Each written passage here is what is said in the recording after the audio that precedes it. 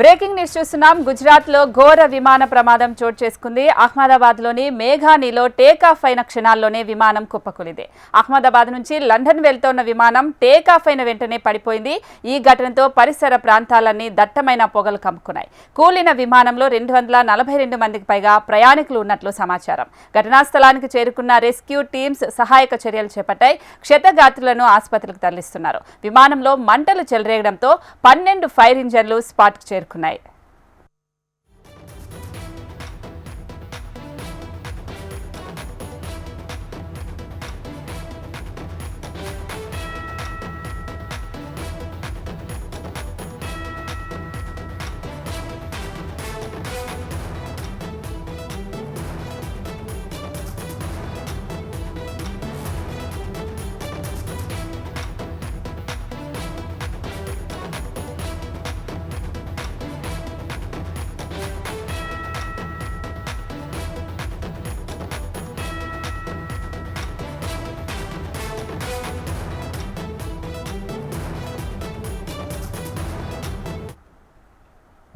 Breaking news చూస్తున్నాం. గుజరాత్ లో ఘోర విమాన ప్రమాదం చోటు చేసుకుంది. అహ్మదాబాద్ లోని మేఘానిలో టేకాఫ్ అయిన క్షణాల్లోనే విమానం కుప్పకూలింది.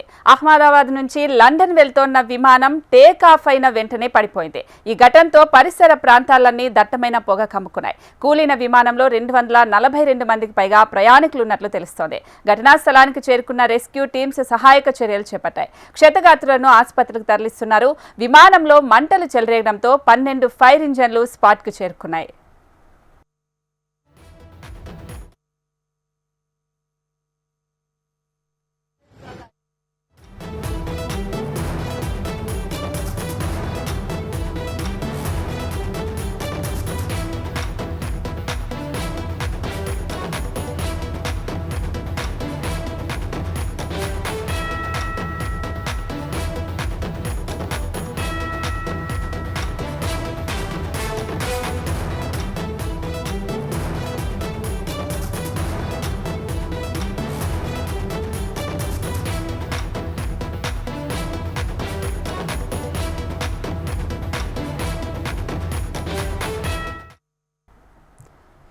బ్రేకింగ్ న్యూస్ చూస్తున్నాం. గుజరాత్ లో ఘోర విమాన ప్రమాదం చోటు చేసుకుంది. అహ్మదాబాద్ లోని మేఘానిలో టేకాఫ్ అయిన క్షణాల్లో విమానం కుప్పకూలింది. అహ్మదాబాద్ నుంచి లండన్ వెళ్తోన్న విమానం టేకాఫ్ అయిన వెంటనే పడిపోయింది. ఈ ఘటనతో పరిసర ప్రాంతాలన్నీ దట్టమైన పొగలు కమ్ముకున్నాయి. కూలిన విమానంలో 242 మందికి పైగా ప్రయాణికులు ఉన్నట్లు తెలుస్తోంది. ఘటనా స్థలానికి చేరుకున్న రెస్క్యూ టీమ్స్ సహాయక చర్యలు చేపట్టాయి. క్షతగాత్రులను ఆసుపత్రికి తరలిస్తున్నారు. విమానంలో మంటలు చెలరేగడంతో 12 ఫైర్ ఇంజన్లు స్పాట్కు చేరుకున్నాయి.